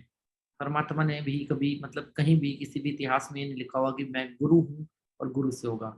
और वो गुरु नहीं हो सकता जो ये कहता है कि मुझे गुरु मानो, मेरे कहे अनुसार चलो, मैं तुम्हें मोक्ष दूंगा, मैं तुम्हें शक्ति दूंगा, मैं तुम्हारा लाइटमेंट करूंगा। वो कभी गुरु नहीं हो सकता। गुरु हमेशा वो हो सकता है जो निस्वार्थ होगा, क्योंकि कोई गुरु घोल के आपको लाइटमेंट नहीं पिला सकता जब तक आपके इनर के अंदर साउंड नहीं होगा। आप अपनी आत्मा को नहीं झंझोड़ेंगे, आप नहीं रोएंगे, आपके अंदर वो जिज्ञासा, वो प्यास नहीं होगी, तब तक आप उस सफर में आगे बढ़ ही नहीं पाएंगे। जब आपके अंदर, आपकी आत्मा के अंदर वो प्यास होगी, वो जिज्ञासा होगी, वो सफर करने के लिए आप तैयार होंगे, तभी आप उस ज्ञान के हकदार बनते हैं जो ब्रह्मांड से निस्वार्थ मिलता है। और जब तक जिज्ञासा और प्यास नहीं होती और हम दूसरे आदमी के ऊपर बंदूकें डाल देते हैं कि जी आप मेरा एलाइटमेंट करो, वो कभी नहीं हो सकता। गुरु का धन्यवाद अगर आप सच में करना चाहते हैं तो स्वयं के ऊपर सवाल उठाइए और देखिए कि जो भी बिहेवियर हमारा हमारे गुरु के साथ है, दैट इज राइट और रॉन्ग। जब हम ये करेंगे और सेल्फ करेक्शन करेंगे, तो मेरे हिसाब से सबसे बड़ा धन्यवाद होगा अपने गुरु के लिए। जिस दिन कोई बच्चा अपने टीचर या माँ बाप के पास जाके ये कहता है ना, मैं आपको कुछ बताना चाहता हूँ, क्या मुझसे एक गलती हो गई है, आप मारोगे तो नहीं, आप डांटोगे तो नहीं। और जब वो अपनी गलती बताता है, तो उस वक्त माँ बाप के और उस गुरु टीचर की जहां मैं बात कर रहा हूँ, उसकी आंखों में आंसू तो आ सकते हैं, चाहे कितना ही बड़ी गलती हो। बट वो ना तो डांट लगाता है, ना मारता है, और ना ही वो आपको किसी भी प्रकार से क्रिटिसाइज करता है। वो सिर्फ आपको मोटिवेट करता है, बहुत अच्छे, ऐसे ही करो, हमेशा सच बोला करो, ऐसे ही आगे बढ़ो। गुरु हमेशा ही इनोसेंट होते हैं, निस्वार्थ होते हैं। बट हमारी एक प्रॉब्लम है कि हम स्वार्थ के साथ ही गुरु को धारण करते हैं। मतलब बिना स्वार्थ के हम आगे बढ़ते ही नहीं है कि मुझे क्या मिलेगा। जैसे मान लो अभी भगवान महावीर जी के वहां पे एक फंक्शन हुआ था जिसका मैं भी हिस्सा रहा था, तो सबसे पहली एक्सपेक्टेशन चैलेंज क्या आया होगा विनय भैया और अर्चना दीदी को, क्या क्या होगा प्रोग्राम में, क्या क्या व्यवस्था की गई है, हमें क्या मिलेगा। सबसे पहला सवाल ही यही हुआ होगा। ठीक है जी, क्यों? क्योंकि मैं अपना टाइम क्यों दूं, मैं क्यों जाऊं, मुझे इतनी दूर जाना है, मेरा खर्चा भी होगा, मुझे क्या मिलेगा? कुछ नहीं मिलेगा। आप खरीद सकते ही नहीं। आप ऐसी चीजों को समर्पण के द्वारा डिमांड भी नहीं कर सकते। ना आप मांग सकते, ना आप खरीद सकते, ना आप बेच सकते, कुछ भी नहीं मिलेगा किसी को भी। मिलेगा तब जब मैं बिना किसी इच्छा के ये कह दूं कि जी मैं भी चलूंगा, मेरे लायक क्या सेवा है मुझे बताओ, तब जरूर मिलेगा। उस वक्त वो मिलेगा जिसकी आप मतलब सोच भी नहीं रखते, उससे भी ज्यादा आपको उस वक्त पे वो चीज मिलेगी। तो मेरे अकॉर्डिंग गुरु पूर्णिमा पे गुरु का धन्यवाद भी उतना महत्वपूर्ण नहीं है जितना सेल्फ करेक्शन महत्व है। वही मेरे गुरु को सबसे अच्छा लगेगा। जो भी हमारे गुरु हैं उनके लिए हमारा सेल्फ करेक्शन सबसे बड़ी चीज है, कि हम सेल्फ पे सवाल उठा लें, सेल्फ को करेक्ट करें और देखें कि हमारे से गलती कहाँ हो रही है, और हम अपने गुरु से वो गलती डिस्कस करें। बिल्कुल वैसे ही जैसे एक बच्चा कहता है कि मुझसे एक गलती हुई है, क्या आप डांट तो नहीं लगाओगे? और तब शायद आप अपने गुरु के उतने करीब पहुंच जाओगे जितना आज से पहले कभी नहीं पहुंचे। तब आप समर्पण में उतने उतने ज्यादा समर्पित होंगे जितना आज से पहले समर्पण कभी आपने महसूस नहीं किया होगा। तब अभी आपके अंदर इमोशन होगा, लेकिन एक ऐसा इमोशन होगा जो आपको उस आध्यात्मिक यात्रा की ओर लेके जाएगा जिस पे अब आपको बेफिक्र होने की जरूरत है, क्योंकि गुरु कह देगा कि अब हाथ मैंने पकड़ लिया, मैं आगे बढ़ाऊंगा, अब आपका काम नहीं है। लेकिन डिमांड से नहीं, मतलब हम डिमांड करके अपने गुरु के साथ कुछ नहीं कर सकते, और ऑलवेज डिमांडिंग वाला एटीट्यूड तो हमें छोड़ना ही होगा। भाव से भी नहीं, बिल्कुल निस्वार्थ, एकदम इतने निस्वार्थ कि आत्मा से निकले वो बात, मतलब हमारी आत्मा से निकले। और मेरे गुरु का क्या विचार है, मेरे गुरु को अगर लगता है कि भैया एक जीव आत्मा का दर्द हमें समझना चाहिए, तो फिर हमें अपने गुरु के मार्गदर्शन पे चलना चाहिए। हमें हजारों जीवात्मा के बारे में हर रोज सोचना चाहिए, हर मिनट सोचना चाहिए। और आने वाले 2 महीने तो बहुत ज्यादा, आज इस क्लास में तो बहुत भोपाल के लोग हैं, मैं आपसे ही पूछता हूँ एक सवाल। 4 दिन से झमाझम बारिश चल रही है भोपाल के अंदर, पुणे के अंदर धड़ाधड़ बारिश चल रही है, पूरा महाराष्ट्र के अंदर बारिश चल रही है। आदमियों की न्यूज तो अंजना ओम कश्यप, सुधीर चौधरी और पता नहीं कौन कौन से एंकर दिखा रहे हैं। कोई बता रहा है कितने पशु मर गए, कोई बता रहा है कितनी चींटियां मर गई। फिक्र ही तो नहीं है किसी की, किसी को पता ही तो नहीं है कितने पेड़ पौधे खत्म हो गए, कोई नहीं बता रहा। लेकिन हमारे गुरु हमें यही चीज बताते हैं, क्या बताते हैं? फिक्र करो, समझो, इससे पहले कि मौसम खराब हो तुम उनके लिए वहीं पे व्यवस्था कर दो। एक नारियल रखाओ जाके पेड़ के नीचे। आपका काम नहीं है कौन खाएगा कौन नहीं, आप एक नारियल के अंदर चीनी आटा भर के उसको देसी घी डाल के या खाली भी रख के आ जाओगे ना, तो भी वो आपका काम नहीं है। अगर बाढ़ भी आ जाएगी वो तैर के उस तक पहुंच ही जाएगा जिसको वो खाना है। लेकिन जो बताता है उसको हम सुनते नहीं, और बस देखे कहते हैं। आपने टीवी पे देखा हमारे शहर का क्या हाल हो रहा है? आपने टीवी पे देखा क्या न्यूज चल रही है?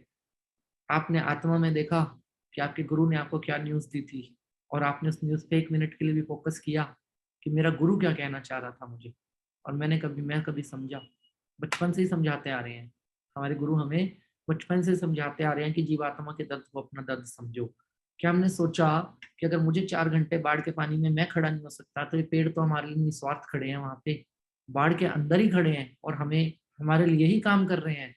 क्या हमने सोचा कि हम निस्वार्थ रूप से उनके साथ जुड़ जाएं, निस्वार्थ रूप से हम क्या नाम है उनके लिए कुछ कर पाए? नो। आज अगर एक आदमी बहता हुआ जा रहा है ना, तो उसको पेड़ की टहनी चाहिए, कोई लकड़ी चाहिए जिसको पकड़ के वो बच जाए। लेकिन बाहर आने के बाद उस लकड़ी को फेंक देगा, धन्यवाद भी नहीं कहेगा। ये है एटीट्यूड।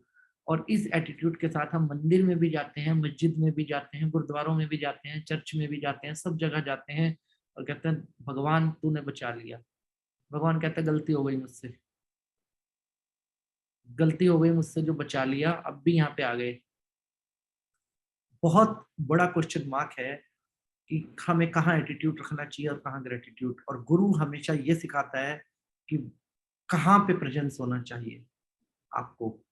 जितने भी व्यक्ति भोपाल से हैं उनसे स्पेशल रिक्वेस्ट करना चाहूंगा, वहां के जीव जंतुओं को सबसे ज्यादा जरूरत है। महाराष्ट्र के लोग हैं, वहां के जीव जंतुओं को सबसे ज्यादा जरूरत है। रखो नारियल, 1 किलो नारियल कितने का आता है? सूखा नारियल 1 किलो 100 रुपए का भी नहीं आएगा। उसके अंदर चीनी भर दो, आटा भर दो, घी भर दो, आप जीव जंतुओं के लिए रख के आओ। मत सोचो करीब नहीं हो गया आप किसी भी कीमत पे। और यहाँ बैठ के बोल रहा हूँ किसी को पास पैसे भी ना हो ना, तो मुझे डायरेक्ट फोन करो, विनय भैया को फोन करो, हमारी दोनों की संस्थाओं से आप पैसे ले लो, हम पैसे भी दे देंगे नारियल रखने के लिए आपको, आप रखो। लेकिन उन हजारों लाखों की जिम्मेवारी उठाओ, यही हमारे गुरु ने हमें सिखाया है और यही हमें करके दिखाना है समाज के अंदर। और ये नहीं कर सकते तो we are a bad student, और फिर हमें थैंक यू कहने का भी अधिकार नहीं है। अगर एक बच्चा जिसके मार्कशीट के अंदर 30 नंबर आते हैं और टीचर सोचता है इसका करियर खराब ना हो, खुद ही उसका क्वेश्चन करेक्ट करके 33 कर देता है और पास करता है, स्टूडेंट कहता है ना थैंक यू सर, तो गुरु उसकी तरफ देख के चुपचाप चला जाता है, कुछ बोलता नहीं है। गुरु इंतजार करता है कि क्या अगली बार ये इस काबिल हो जाएगा, 40 ले आएगा। अगर वो नहीं लाता ना, तो गुरु को ही लगता है कि मुझसे गलती हो गई, मैंने इसको आगे बढ़ा दिया, एक क्लास आगे बढ़ा दिया।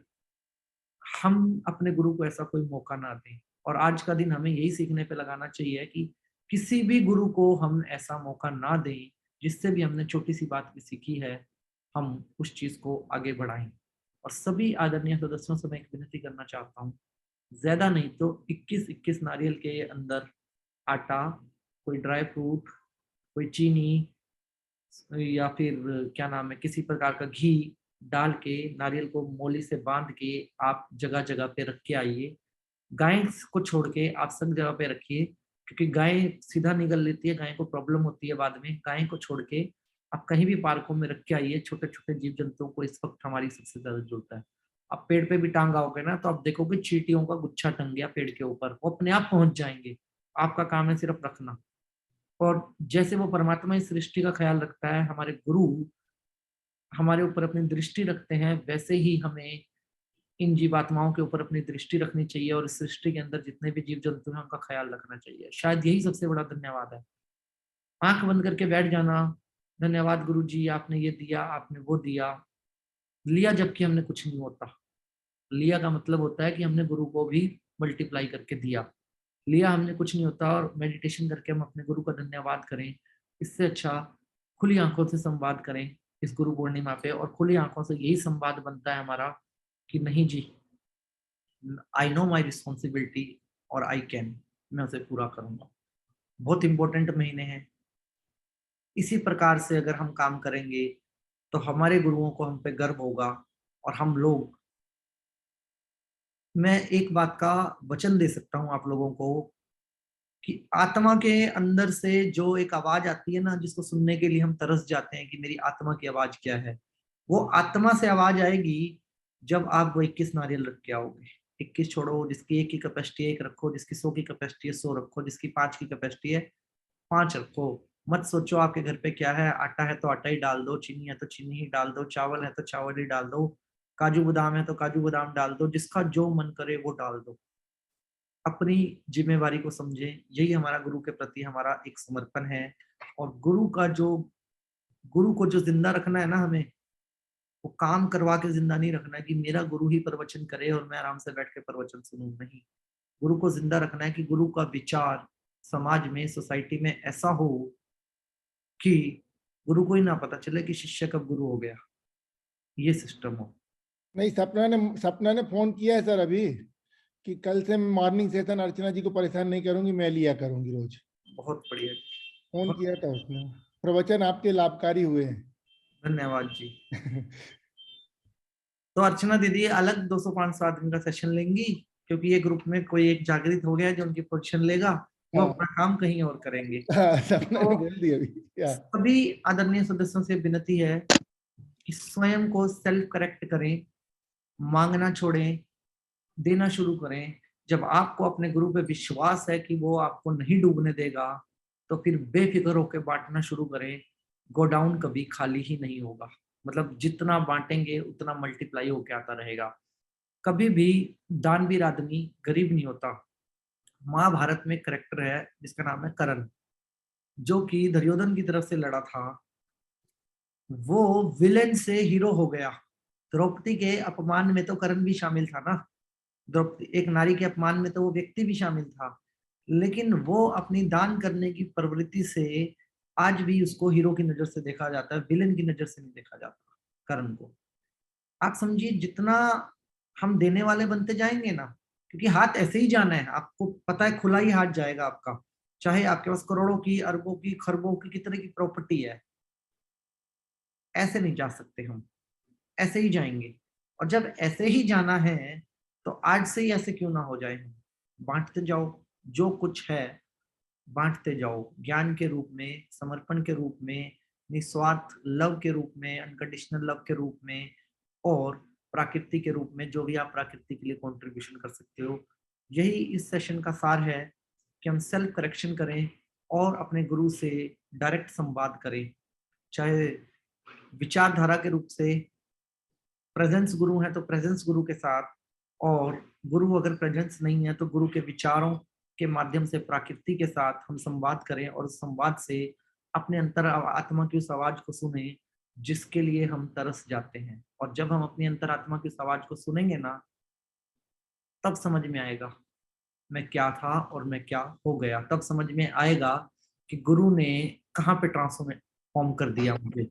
और सभी आदरणीय सदस्यों से एक विनती करना चाहूंगा, मेरे कोई भी शब्द अगर आपको बुरे लगे हों तो मैं उसके लिए आप लोगों से क्षमा प्रार्थी रहूंगा। कोई भी ऐसा वाक्य अगर मेरे मुंह से निकला हो कि जो आपकी डिक्शनरी में नहीं फिट बैठता, तो उसके लिए मैं माफी चाहूंगा। और ये कहना चाहूंगा कि अपने आप को जब हम करेक्ट करना शुरू करते हैं तो सेल्फ जागरण शुरू होता है, और उस सेल्फ जागरण का आनंद लें आज की रात आप लोग। आज की रात आपका यही काम है कि आप सेल्फ करेक्ट करें और सोचें कहाँ कहाँ क्या क्या मैंने डिस्कशंस करी थी, कहाँ कहाँ मैंने मांगने का काम किया था, कहाँ कहाँ मेरे को बांटने का काम किया था, क्या क्या मेरी रेंज में था जो मैं कर सकता था, जो मैं नहीं कर पाया। और नींद नहीं आनी चाहिए। ऐसे प्रकृति के साथ आप जुड़ जाए, ऐसे अपने गुरु के साथ आपका समर्पण जुड़ जाए कि गुरु ही पूछे वेयर आर यू, कहाँ हो, बस ये हमें करना है। तो सभी आदरणीय सदस्यों से विनती है, आज की क्लास में इतना ही। अपना आशीर्वाद मेरे ऊपर बनाए रखें। ईश्वर आपको मान सम्मान, सुख समृद्धि, धन दौलत, ऐश्वर्य, अच्छी सेहत, मानसिक शांति और आध्यात्मिक उन्नति प्रदान करे। जो भी आप नारियल बांटेंगे, जो भी नारियल आप चढ़ा के आएंगे पेड़ों के किनारे पे, पीपल के पेड़ के नीचे, पार्क में, कहीं भी जीव जंतु के रखेंगे, उसकी एक फोटो खींचे, अपने डीपी पे लगाएं। जो भी व्यक्ति आपसे सवाल पूछे कि ये क्या है, तो उसको ये संदेश दें कि तुम भी ऐसा करो, और इस संदेश को ऐसा फैलाएं कि ताकि आपसे ही मल्टीपल इंस्पायर होके लोग इस काम को करने लगे। एक एक आदमी खुद भी ये काम करे और 10-10 लोगों को भी 10-10 लोगों को ये काम करना भी सिखाएं। तब हमें समझ में आएगा कि हम कहाँ पे सेल्फ स्टैंड करते हैं। तो सभी का बहुत बहुत धन्यवाद। अपना आशीर्वाद मेरे ऊपर बनाए रखिए। धन्यवाद भैया। बहुत बढ़िया सर, बहुत बढ़िया। सपना जैसे लोगों के दिल का परिवर्तन कर देना। मेरे को तुरंत फोन कर दी उसने कि कल से मैं चम्मच से देने वाली बनूंगी, और मतलब ज्ञान में जो ली हूँ वो सबको दूंगी, और कल से सुबह का सेशन जल्दी से उठ के मैं तैयार होकर लिया करूंगी। पक्का है सर? सपना पक्का हो गया वो। फिर बच्चों की क्लास नहीं करनी है भैया, बच्चों को स्कूल भेजना बंद कर देती हूँ मैं क्लास शुरू करूंगी। मेरे साथ सबसे बड़ी प्रॉब्लम बहुत, लेकिन आज सर आपने इतना बढ़िया, मतलब मैं खुद मतलब इम्प्रेस बहुत ज्यादा हुआ हूँ। मतलब आपके आशीर्वाद बनाए रखें। तो स्टार्टिंग से ही इम्प्रेस्ड हूँ मैं आपसे, स्टार्टिंग से ही आपके विचारों से बहुत सहमत हूँ। और आज तो आपने इतनी ऐसी चीजें बता दी है जो जिसको मैं खुद लोगों को बताते रहता हूँ, लेकिन लोग सुनते नहीं। सुनेंगे तो अर्चना दीदी की सुनेंगे, हमारी क्या सुनने वाले। तो लेकिन आपने बोला है तो अब शायद इस मंच से तो बाकी लोग भी उसको फॉलो करेंगे, मुझे ऐसा लग रहा है। तो बहुत अच्छे से आपने बोला, एक एक पॉइंट को सिलसिलेवार बिल्कुल सिस्टमेटिक वे में बताया सर। बहुत अच्छा रियली। बहुत बहुत धन्यवाद है जी। बहुत आशीर्वाद बहुत बनाए धन्यवाद। रखें। बहुत से लोगों का दिल परिवर्तन हुआ होगा, डेफिनेटली हुआ होगा। धन्यवाद जी। ऐसे ही अपना आशीर्वाद बनाए रखें। कल आप शायद आज समझ में आया कि आप सही में तरुण सागर जी के कड़वे प्रवचन का सब शुद्ध उपयोग है, बिल्कुल उपयोग किए हैं, और आप भी कड़वे प्रवचन दे सकते हैं। देखिए जी, मेरा मतलब जैन धर्म के अंदर जिस गुरु से मैं सबसे ज्यादा प्रभावित हूँ वो भगवान महावीर जी और तरुण सागर जी की जो विचारधारा है उससे मैं सबसे ज्यादा मतलब प्रभावित हूँ। और सही इतना ज्यादा प्रभावित हूँ कि मुझे लगता है कि आपके बॉडी के अंदर के सॉफ्टवेयर को जो आदमी करेक्ट कर दे शब्दों के बाण से, उससे स्ट्रॉन्ग व्यक्ति पर्सनैलिटी कोई हो नहीं सकती। बिल्कुल सही। तरुण सागर जी को मैं तो सबको ओपन चैलेंज करता हूँ कि जिस व्यक्ति को लगता है ना कि मेरे अंदर मैं है और मैं बहुत बड़ी चीज हूँ, जैसे बहुत सारे स्पिरिचुअल हीलर्स भी होते हैं हमारी फील्ड के अंदर, मैं उनको ये कहता हूँ कि आप जाके जरा कुछ दिन ना 1 घंटे की वीडियो देख लो सिर्फ उनकी, मैं उसके तो कहता बाद हूँ बताना कि उनकी आप क्या हो। दो चार बुक आप पढ़ लो, एक दो पेज डेली, तो अभी नहीं आपको मैं कह रहा हूँ सर 1 घंटे की वीडियो देख लो उनकी, कोई भी रैंडम वीडियो उठा के, बिल्कुल मतलब बिल्कुल ये भी नहीं कि आपको कोई सिलेक्टिव वीडियो देखनी है, रैंडम देख लो, आपको समझ में आ जाएगा कि आप क्या हो और आप क्या स्टैंड करते हो। बिल्कुल सही, कहाँ पे किस लेवल पे खड़े हैं आप समझ में आ जाएगा। हम लोग सोचते हैं बहुत बड़ा काम हम लोग कर रहे हैं, कुछ नहीं, कुछ भी नहीं कर रहे हैं हम लोग अभी, हम मतलब उनके लेवल, उनके जो सोच है वो हाँ, शायद उनके विचारों के ब्रह्मा के लेवल, आगे की सोच है। उनके विचारों के लेवल को हम छू भी, मतलब कभी छू भी नहीं पाएंगे, और उसके हम नीचे की पायदान पे भी खड़े नहीं हुए हैं, उनके विचारों के लेवल की। बिल्कुल। तो सर मैं इजाजत चाहूंगा, अपना आशीर्वाद मेरे ऊपर बनाए रखें। जरूर सर, जरूर। सभी का सपना जी बहुत क्या बहुत बोल रही हैं? आकाश फाइनल हो भैया, गया हमारा। थैंक यू सो मच, आपने जो सिखाया है आई होप सब लोग वैसा करें। आपने मेरी हमारी एक बार पहले भी बात हो चुकी है इसी को लेकर कि पेड़ पौधे जो लगाना है, तो मैंने आपको भी बताया था कि ये काम मैं पहले काफी के सालों से कर रही हूँ, और मैं पौधे खरीद के डिस्ट्रीब्यूट करती है, क्योंकि कई लोग खरीदने में ही हिचकते हैं, तो मैं देकर आती हूँ कि आप लगाओ, अपने घर के बाहर लगाओ, अपनी शॉप के बाहर। कई बार वो ठेले वाले होते हैं, उनके पास जगह होती है तो वो लगा लेते हैं। तो इस तरह से लगाना है जो भैया हमें सिखा के जा रहे हैं, ग्रेटिट्यूड करना है अपने गुरु के प्रति। तो बहुत सारे तरीके हैं करने के, जैसा एक तरीका भैया ने बताया। सबसे पहला ग्रेटिट्यूड प्रकृति के प्रति करिए, और दूसरा जो हमारे गुरु यानी आकाश भैया हमें आज तक सिखाते आ रहे हैं, तो ये ग्रेटिट्यूड अपने आकाश भैया के लिए भी है, हम सबकी तरफ से, कि हम किसी तरह से प्रकृति की सेवा करेंगे तो हम आकाश भैया की ही सेवा कर रहे हैं, बिकॉज वो हमें गाइड कर रही है करने के लिए। तो ये ग्रेटिट्यूड, मैं गुरु नहीं हूँ, मैं आप सबका छोटा भाई हूँ। ज्ञान में आप बड़े हैं, भाई छोटे हो सकते हैं, ज्ञान में बड़े हैं, ज्ञान में गुरु हैं, भाई छोटे हैं, ये रहेगा साथ में।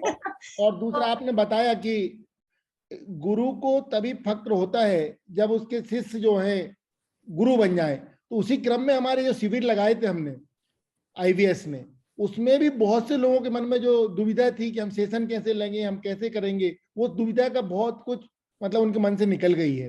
तो एक वो शिविर, एक हमारा एक स्टार्टिंग था, स्टार्टअप था कि शिविर लगाइए, अब उसको आगे बढ़ा के उनको गुरु बनाना ही बनाना है, और वो मार्गदर्शक की भूमिका में आएंगे ही आएंगे। तो हमारा ये शिविर बहुत सक्सेसफुल हुआ सर।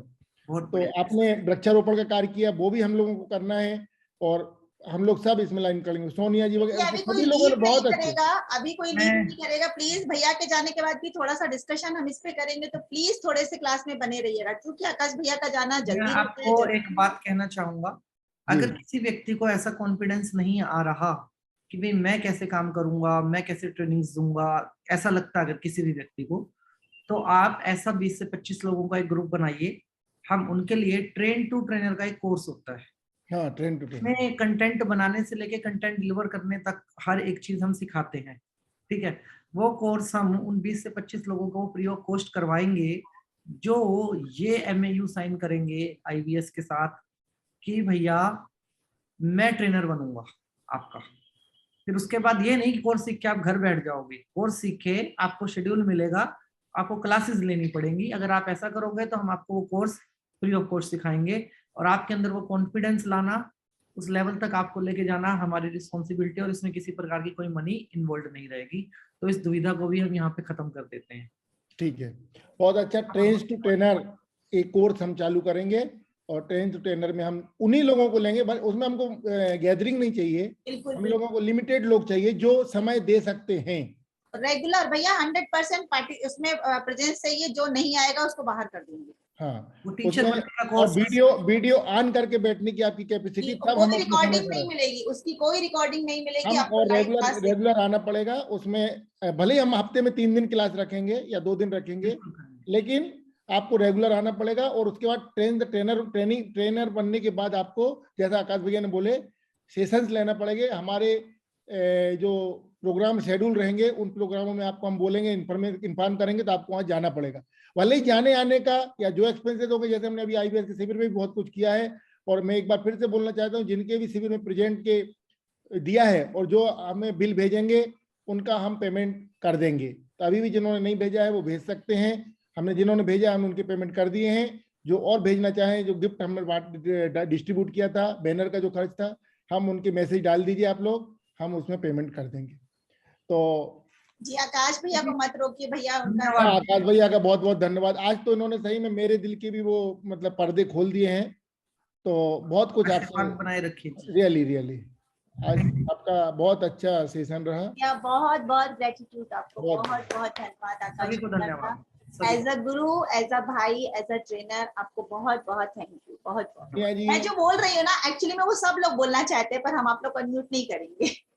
आप लोग यूं ही वहीं से अपने भावनाएं भेजिए, मैं आपके शब्दों को यहाँ से भेज देती हूँ अपनी तरफ से। एक ले लेते हैं। सोनिया जी कुछ बोल रही भैया हैं। मत करो, अभी सब एक बोलेंगे। आकाश तो भैया नहीं, व्यक्ति नहीं नारियल, आकाश भैया तो सोनिया जी, दो व्यक्ति किस हम नारियल तो बोलेंगे ही, भेजेगा, देखिए उनके दो आकाश तो भैया सवाल। के नहीं सुनो पहले। हम तो आकाश बोलेंगे ही, सपना बोलेंगी, आकाश सोनिया भैया जी क्या की बोल तो रही है सुनो उसमें। भैया, आकाश भैया बोलिए। जो व्यक्ति कल 21 नारियल की फोटो आपको भेजेंगे, उनके 2 सवाल फ्री मिलेंगे। तो उनके सवाल लेने ही लेने हैं हमें। बिल्कुल सही है। नहीं ये सवाल नहीं, आज के सेशन के बारे में 2 मिनट सोनिया जी क्या बोल रही है, जल्दी बोलिए। पार्टिसिपेंट में से एक ही सोनिया जी अकेले। हाँ जय जिन भैया जी, आपका बहुत बढ़िया सेशन कि ऐसे कि अंदर की आत्मा खुल गई, कि इतनी पुलकित हो गई कि एक एक रोम रोम रोमांचित हो रहा है। और जो आपने करा है उस पे हम पूरा अमल करेंगे। जैसे आपने बताया एक प्रकृति के ऊपर और जीवात्मा के ऊपर, जैसे जैसे आपने बताया है, एक एक आपकी वर्डिंग हमारे दिमाग में घूम रही है। और बहुत ही सुंदर सेशन, ऐसा मैंने कभी अपनी लाइफ में सुना नहीं और आगे शायद ना भी सुनने को मिले। बहुत ही उत्तम विचार हैं आपके। इसीलिए ये सेशन को कल आज ही हम डॉक्टर अर्चना विजन की यूट्यूब चैनल पे डल जाएगा। आप लोग उसको जो छूट गई हैं वो आप देख लीजिए और उसको रिव्यू कर लीजिए। या और इसको YouTube में भी आज ही डाल देना, और अभी Facebook अभी पे अभी जो डालूंगा live है, तुरंत। इसको जरूर अभी डाल तक के देना। वैसे डल गए हैं बहुत से सेशन, ये वाला डाल देंगे। हाँ, ये कुछ एक ज्यादा दिन ही इम्पोर्टेंट एक दिन का इंतजार करने दो, एक दिन सबको सोचने का टाइम दो। चलिए बहुत बढ़िया रहा। जैन धर्म के आगम के अनुसार भी बहुत सी चीजें बताई गई इसमें, और बाकी कॉमन जो चीजें बताई गई वो भी बहुत अच्छी। तो हम आपका दिल से शुक्रिया अदा करते हैं। धन्यवाद।